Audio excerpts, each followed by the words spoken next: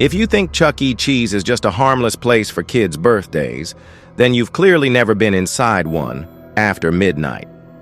This happened when I was 18, working my very first job.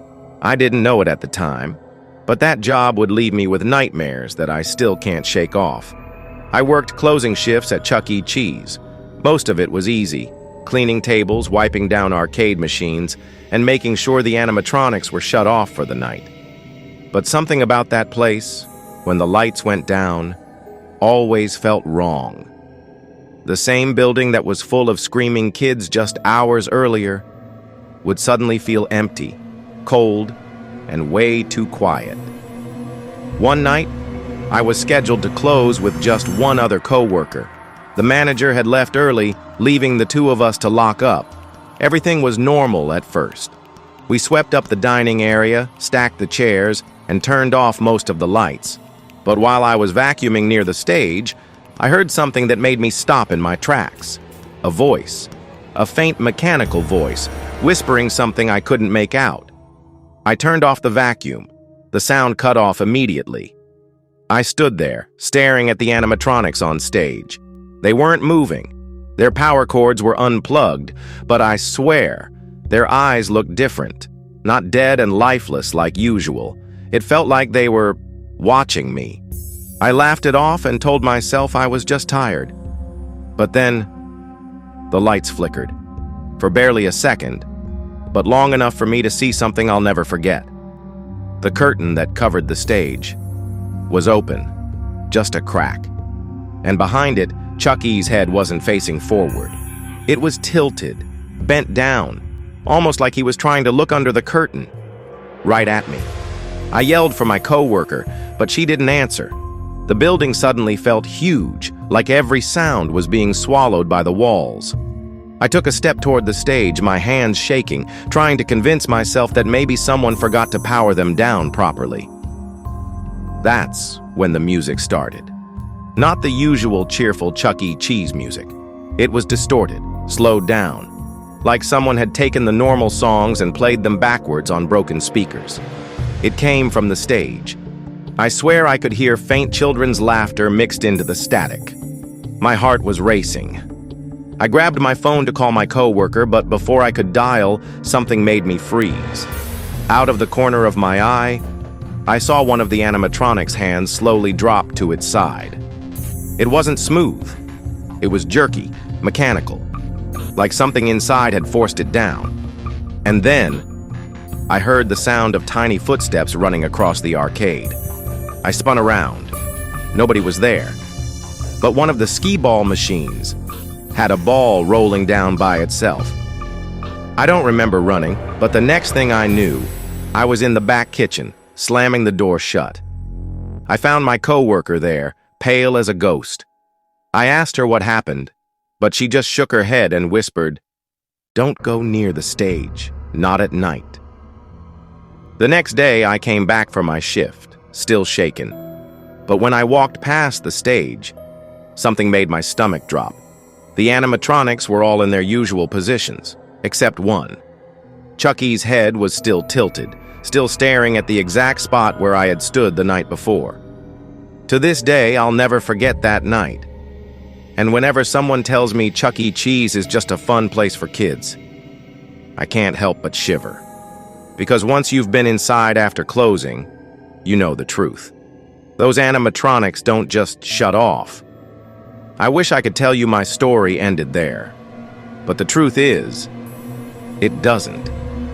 Because someone else saw something in that same building. And what happened to them was far more disturbing.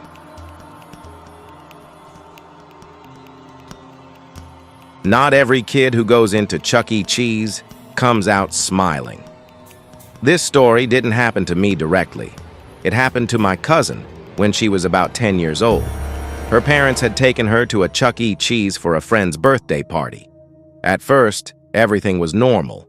Kids running around, games blaring, pizza on the table, the usual chaos. But when the party was winding down, she wandered away from the group. And that's when she noticed something strange. In the corner, near the back of the arcade, there was a hallway. It was roped off with a faded employees only sign, but she swore she saw another kid standing there, a girl, about her age, pale skin, dark tangled hair, and wearing clothes that didn't fit the time, an old-fashioned white dress, almost like it belonged to a different era. My cousin thought maybe it was just another guest, but the weirdest part? Nobody else seemed to notice the girl.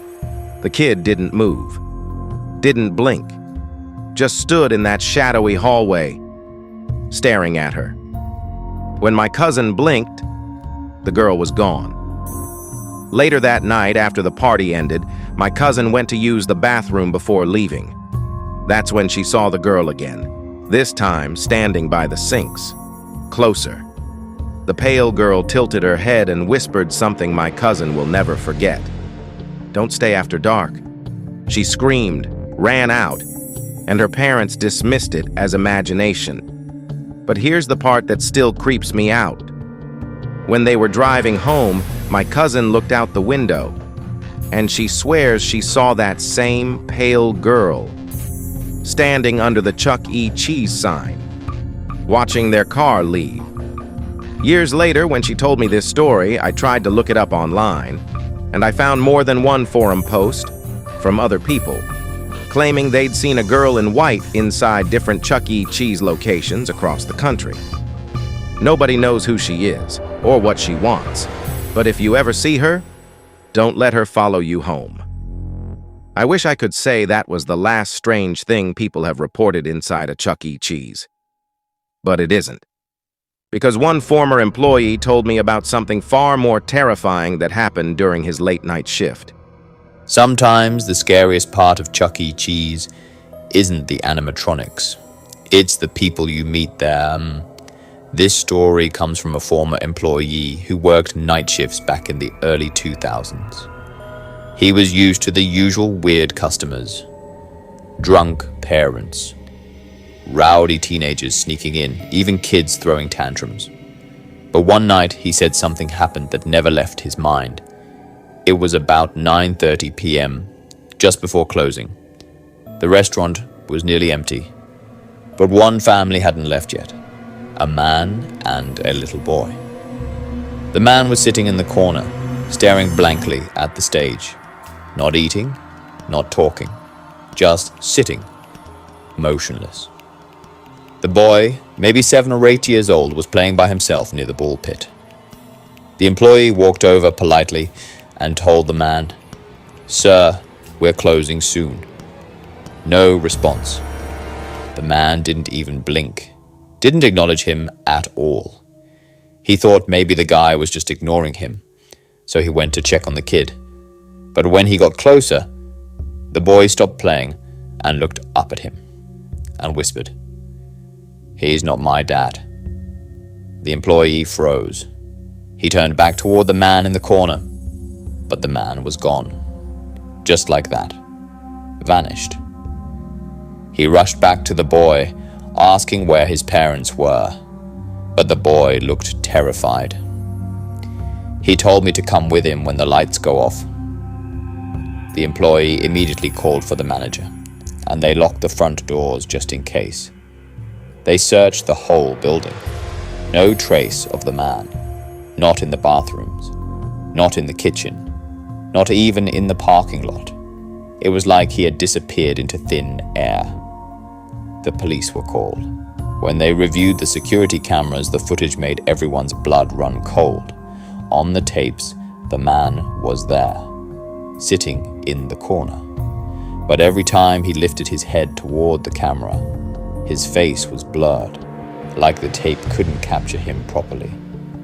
And when they checked the moment he disappeared, the cameras glitched, static for 3 full seconds. And when the feed came back, the chair was empty.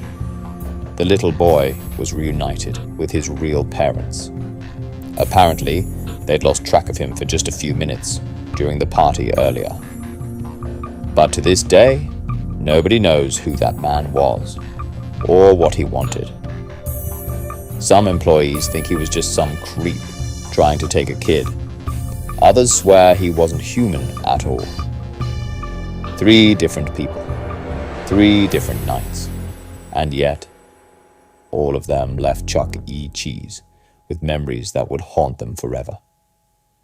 So the next time you laugh at those broken animatronics, or let your kid wander off in the arcade, just remember, some stories never make it to the news, but they're real, and they're out there.